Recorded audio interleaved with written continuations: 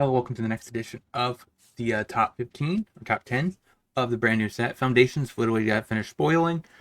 So I'm to have 10 cards to talk about that are new to Pioneer and Explore. And additional, the first 5 I'm going to talk about are new to Explore, but they already been in Pioneer. So I want to cover them just so that way you have a little information about, these cards are really good already in Pioneer.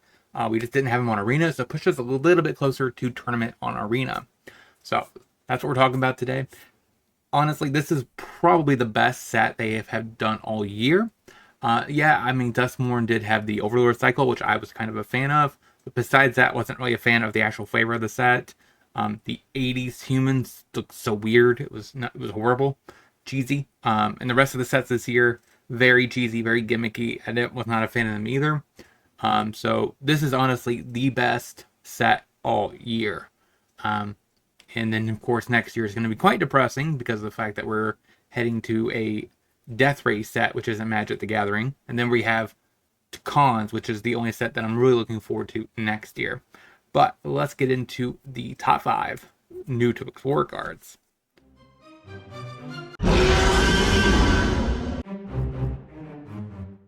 So first is Surrak the Hunt Caller. This is, like I said, this is brand new to Arena. When it comes to the fact that this card does show up occasionally in Mono Green Stompy list. So it is nice to have access to it. I was debating between this and the new Ajani. But I went with this one because it's one that might have a little bit more applications than the Ajani. Of course, the further we go up this list, the more the card I think is actually playable and will push us towards tournament Pioneer on Arena. So Surrak, I think, is a pretty good card overall. It's been in decks throughout history of Pioneer. I mean, it is 2 green pips, so Devotion never really plays it. But like I said, other decks could possibly want this. So let's get into number 4. So at number 4 is Flame Wake Phoenix. So this card traditionally stacks up next to Hollow One. Hollow One really has not taken off in Pioneer, but if it ever does, Hollow One's already on Arena. So the fact that we have this now, like I said, just literally pushes a little bit an edge closer to Tournament Pioneer. So like I said, literally we're about 1 card out, I think, from actually having a Hollow One deck. Basically, we just need something that on turn 1, not something as good as Faithful Looting, right? We want something a little bit worse than that. Something that either you could discard a card and draw a card. I guess we kind of have something similar to that already. We have that card already. It has to be something a little bit different, right? That would push this deck up another notch. If you ever get Burning Inquiry, that's the real missing piece, right? Make this a legit tier 1 deck or tier 2, upper, mid. But still, this is a nice addition to the Pioneer or Explorer format to push us closer to Pioneer. Let's get into the next. Dryad Militant, the hybrid green-white 2/1. What's important about this creature is it doesn't really show up in humans or anything like that, but there is some stompy lists that do play this because they do want multicolor cards sometimes, or they want the fact that it is pseudo graveyard heat against something like Phoenix and stuff like that. Also, even against control, it still has some relevance, right? Because you don't really want the Memory Deluge to hit the yard for them to use it later, so it does have incremental value even in that matchup. Besides just being a nice 2/1 beat stick for 1. Savannah Lions. So I do think this card is quite interesting. Like I said, it's already Pioneer legal, but now it is on Explore, which is recently did come up because we were discussing the brand new Voyager set, I mean a Voyager format, and one of the person that wanted to participate in the tournament was complaining there was no Dryad Militant on Arena. Now it's on Arena, so got it. Let's get into the next. Harbinger of the Tides. Blue 2/2. When it ETBs, you may return a tap creature to its owner's hand. An opponent controls, and you could flash it for 2 additional mana. This is also traditionally used in Merfolk. Also, they can see some play in Mono Blue Devotion, if that ever is a thing. So again, this card is a lot more playable than the rest of the ones on the list, which is why it's number 2. And this card and the next card, I think, the next card is more for me. But this card, I think, really is the best card out of the 5 when it comes to actually pushing us closer to what competitive Pioneer would be on Arena. So we got 1 more to cover, and let's get to that one. So for the RC and DC, I brought Boros Burn.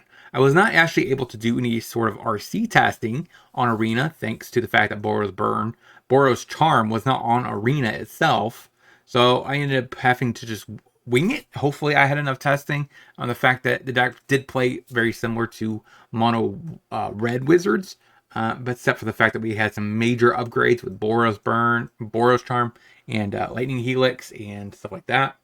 So I do think this card actually is a relatively huge piece to the Pioneer, the Explorer meta, to get it closer to Pioneer, especially with some additions that we got, we're going to talk about a little later. I think that Burn might actually be a legit player now in Pioneer. What I am curious to see what you guys think about Foundations as a whole before we get into the honorable mentions and the top 10 from the actual set that's new to both.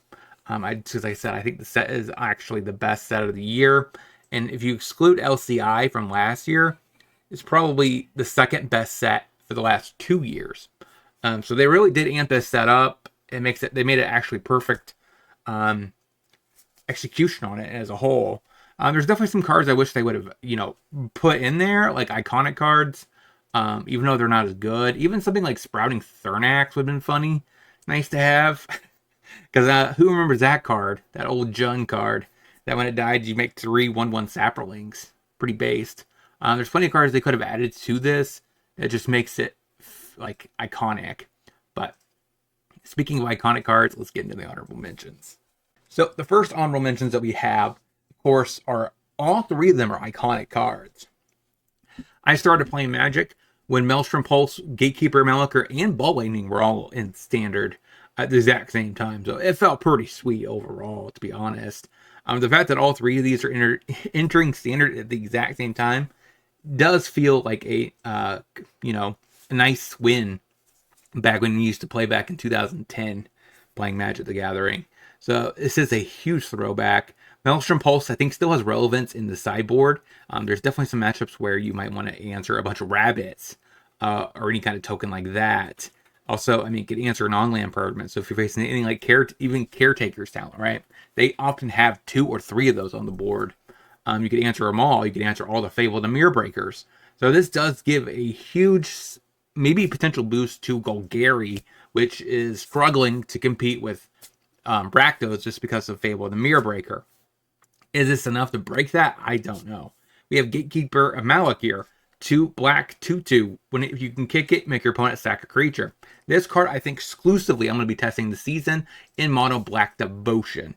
This, like I said, is 2 black pips, so it works really good there. It's also a removal spell on a body.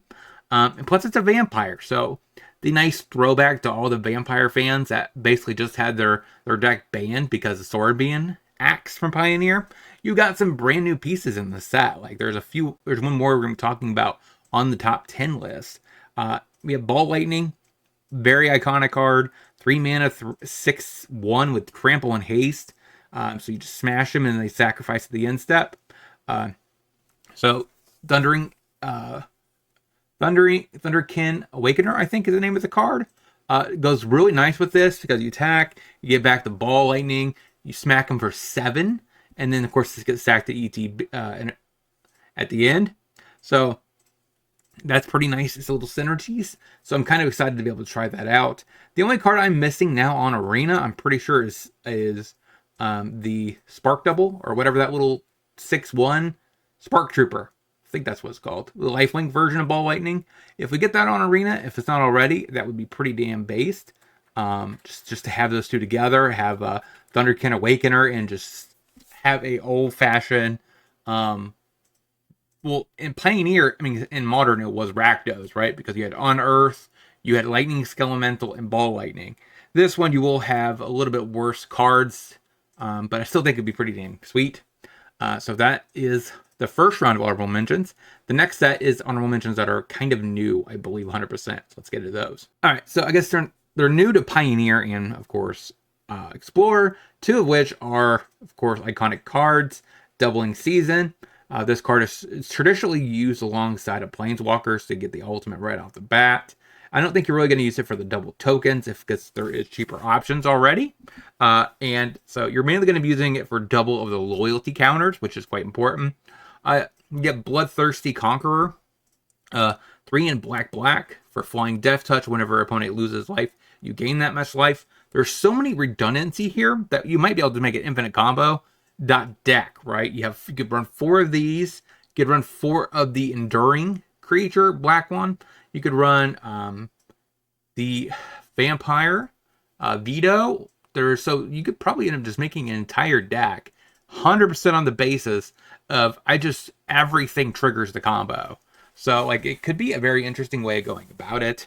And of course, the last card we have to talk about, I don't necessarily think it's going to be as playable, but man, is it a throwback. It's before I even started playing Magic. Lorwyn. So back then we used to have a 1 green white hybrid. Basically all other green or white creatures you control get a Anthem effect. 4 mana 4/4, not the greatest of stats, but you know, it is an Anthem. And then if a card calls you to discard this, which is actually kind of relevant because there's Thought Seizes everywhere. And Lily Under the Veil is always a nice way of triggering this. So it is a nice throwback in general. I'm excited to see it and play with it. I don't really, since I didn't play during Lorwyn's standard, I don't know how good it is.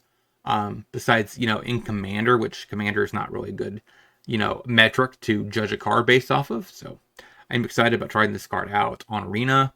And sad to see that Lorwyn is not coming next year. They got pushed back for Universes Beyond set. Super sad for that one.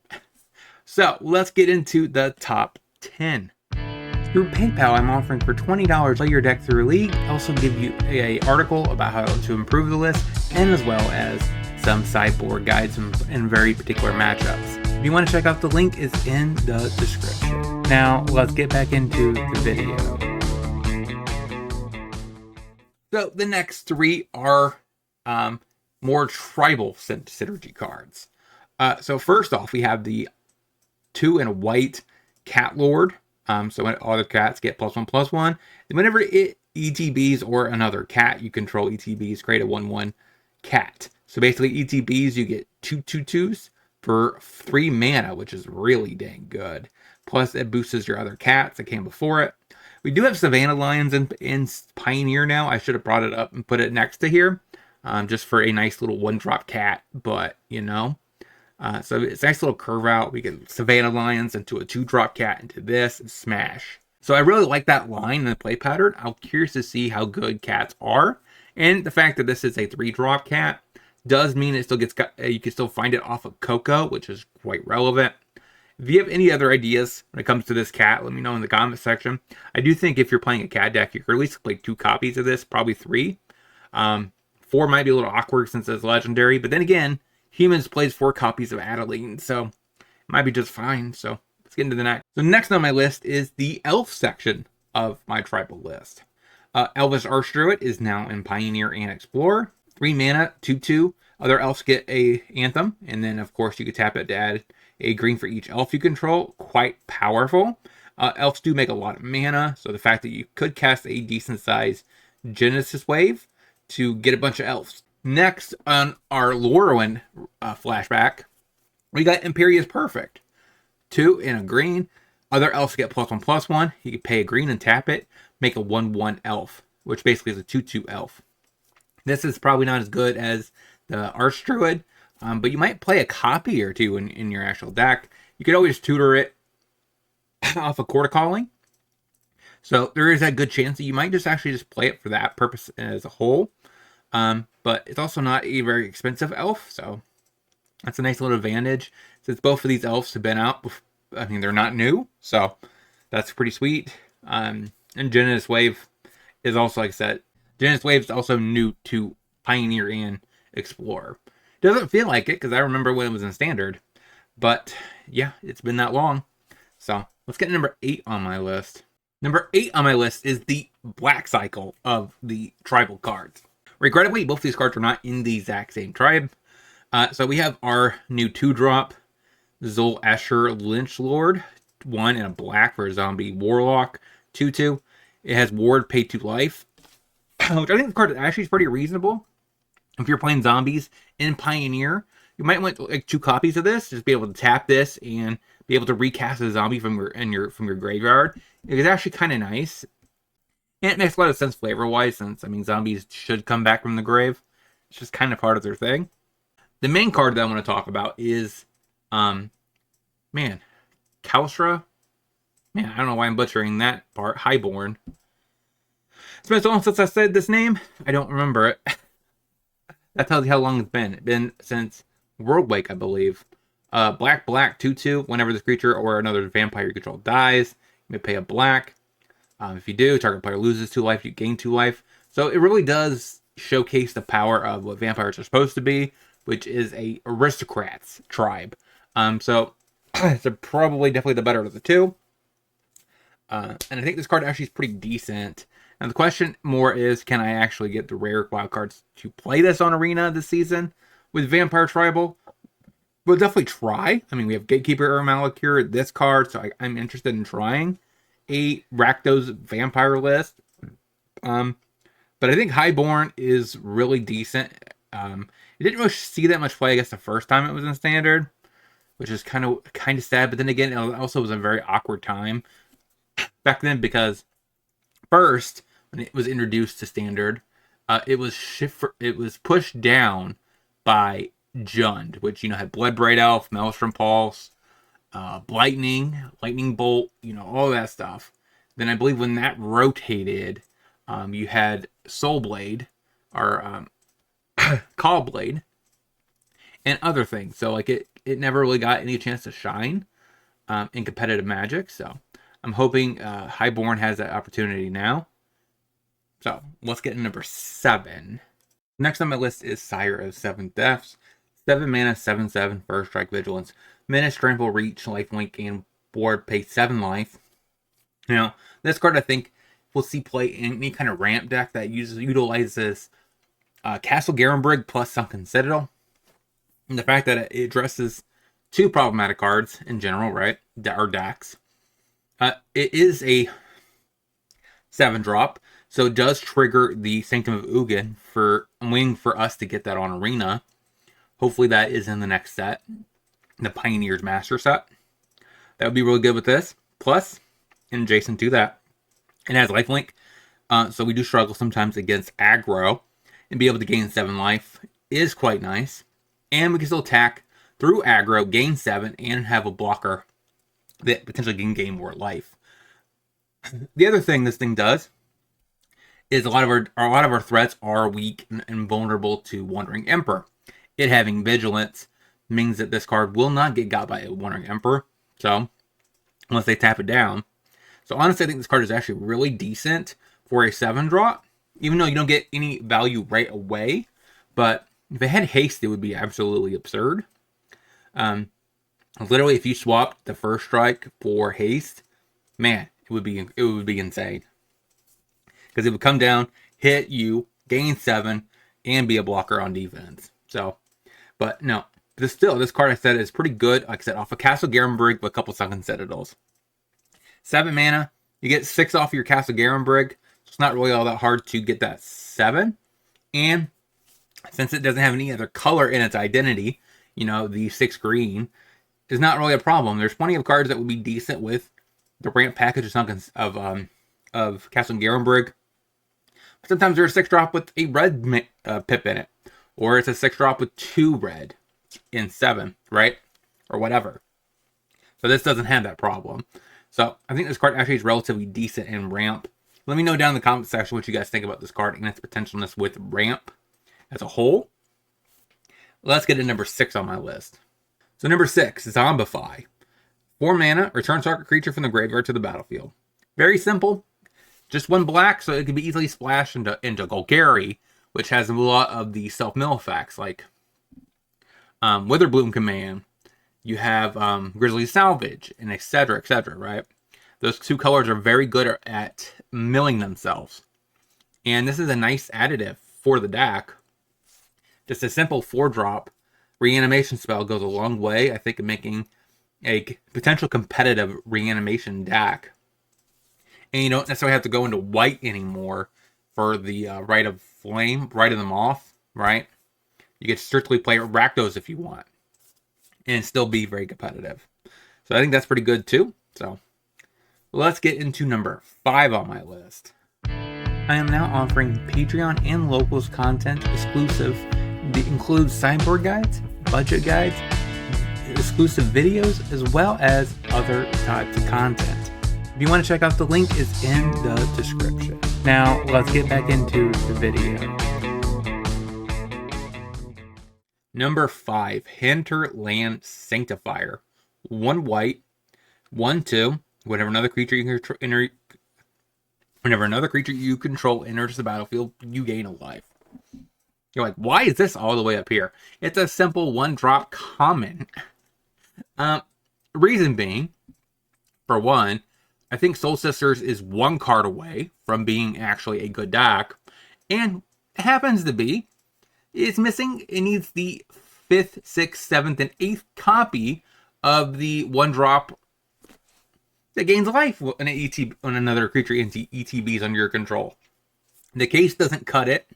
So honestly, I'm excited about trying out Soul Sisters in the set and Pioneer again. Just because I do think that 5th through 8th copy, 5th, 6th, 7th, and 8th is what the deck needed, right? We have our other one, which is I think the one that flips over, I believe, into a backside. Whenever your creature you control dies, you gain a life. The old 1-drop from Innistrad. But now we have a second one. We didn't have one before, so I'm actually quite excited about this card. In general, I think this card actually is pretty reasonable. You could also argue instead of playing 6 elves and angels, you could just cut them and play 4 of the old 1-drop and 2 of these. And then you have 6 1-drops that gain life. That's another possibility. The angels could want this. I don't know if they would. The fact that it is a cleric, so actually that is a little bit of a boost for them over the other guy. I think they're probably both clerics. But like I said, you might think I'm crazy, but this is actually the card I think has a good shot at becoming the card that pushes the deck over the edge. We're going to talk about another one later on, or a group later on, that also does the same thing for a different kind of deck. And you probably know what that one is already. But let me know down in the comment section, am I overselling the Sanctifier? Or is it really good? And you guys agree with me that this card is kind of the staple that I was actually looking for from the set, was a new Soul Sisters. And now we have a Soul Rabbit. So I'm quite happy about that. Let's get into the top 4. Number 4 on my list is Expedition Map. 1 colorless to play it, and you pay 2, tap it, sack it, search your land for any kind of land you want, put it in your hand. Now, this card will be for 2 things, right? So Azorius control Lotus Field, right? That deck does not play green at all. You could get away with it now, right? You don't really need ancient stirrings or scryings, whichever that one is. Sylvan Scrying. So you don't need that anymore, right? So you don't need green to get you into any land you want if you have Expedition Map. So really, that's a huge boost for that deck. You might argue in the Simic version, you probably stick with the other one just because, they can't answer the map while it's on the battlefield. You play it turn 1 and activate turn 2, which most decks that play this do that, like Tron and Modern. Man, if they would have printed Tron in the set, I would have laughed. That would have been so amazing. But I know I'm gonna have it in the comment section. Like, how dare you wish Tron on us? But excited about this card. It also can get a Nykthos, which is kind of nice. In Standard, it can get your gates. Pioneer can even get your gates. So that's another key piece for lands. It's not even including. It could just be a new deck that pops up, right? We don't really have efficient ways of just finding whatever land we want. You could say deserts can come up, caves, or whatever, right? This card actually in Standard is pretty amazing right now. Like I said, you do have caves, you do have deserts, you have gates, so you have all these different kind of land tribes. So overall, like I said, the only problem I have with this card is going to be in Standard for 5 years.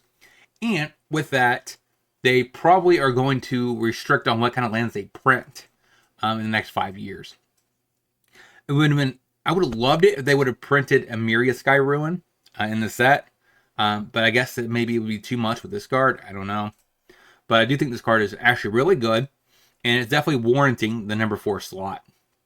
But it's kind of weird, though, that a lot of these top cards are common. I think the commons in the set are really where the power is. And they were able to put them there, I think, probably because of the fact that I don't think these cards are in the main draft set. They're actually... No, I think this one was. But some of these I know are just in the Foundations, $60 bundle. But so let's get to number 3. So number 3 on my list is Day of Judgment. 2 white, destroy all creatures. So that's what it does. That's it.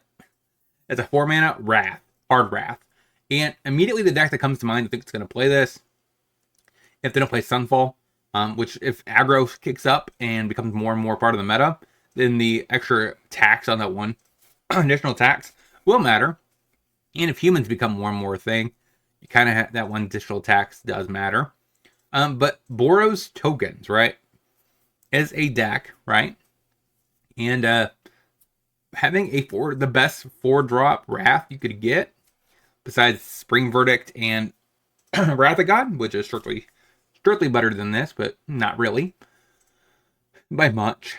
I do think this card is really good. It's like $2 a copy, so it's pretty cheap. And overall, I think this card is going to make a huge impact in Pioneer and Explorer, especially for more white-based mid-range piles. Probably less so for control piles, because, if you're control, besides Boros, right, you most likely have access to Spring Verdict, which is a strictly better card than this, just because it can't be countered. So I do think this card is really good for the non-ones, like Orzhov. Pretty sweet there. So I like this card. So number 2 on my list is Kellen, Pioneer Trailblazer. 1 red, 2/1. Fine, reasonable stack line. This probably is the card that goes in, makes bar class a little bit stronger. Just because it can draw you some cards. If you pay 1 and a red into it, it becomes a human fairy detective and gains whenever this creature deals combat damage to a player. Extra the top card of your library, you can play it this turn. So that's a nice little additive to it. Or you can pay 2 and a red. It becomes a 3/2 human fairy rogue and gains double strike. Yeah, I think you still get the other ability before it. So this card is really good. I think in bar class is where it's going to really shine. Is it going to show up in other decks? Maybe. I don't like the fact that they kept more artwork from Outlaws of Thunder Junction. So this must have been some leftover artwork from that. But this card is really good for a Kellen. Definitely the best one yet. And it's definitely warranting the second number 2 spot. So the last slot is going to be a trio that I want to talk about. One of them in the middle is probably not necessarily on the same caliber, but we're going to talk about it anyways. But Kellen, I really like it. Let's get into my number 1 on the list. So number 1, most likely will go to Burst Lightning. It's the best version of Shock. It's better than a Play with Fire. And so I think that's just going to immediately make this card really good. It is a common, so that's pretty nice overall.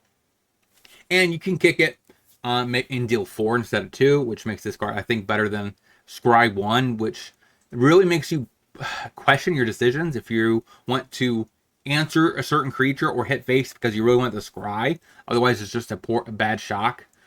This one always has upside. So I like this card in general. It's common, so it's pretty nice there. So saves me some wild cards on Arena. I like it. Slagstorm. This is the card that's probably more of a debate. It goes into the exact same deck, though, I think. What makes me excited about this is it is a decent sweeper in the board for a burn deck. 1 red, deals 3 damage to each creature. That's kind of what you want for your mini sweeper effects. But if they don't have any creatures, you could always just say, hey, each of us take 3, which can close the game out. So I really like the fact that this card is flexible in that manner for a burn player only. Maybe aggressive decks too, but besides that, like, you would not play this if you're mid-range or control. It's strictly an aggro aggressive deck card for sideboards. So that way you can do one or the other. You could potentially close the game out with a little bit of 3 mana, 3 damage to each player, or you can healthily stabilize after sweeping away their board and then just bolt wave them to death. And a couple bolt waves. Speaking of bolt wave, the second best red burn spell in the set. 1 red, 3 damage to each opponent. We don't really have this kind of effect in Pioneer. The fact that we got it now is pretty dang amazing. So I'm excited about trying this out, like bolt wave. Plus, we have like the 2 other bolts.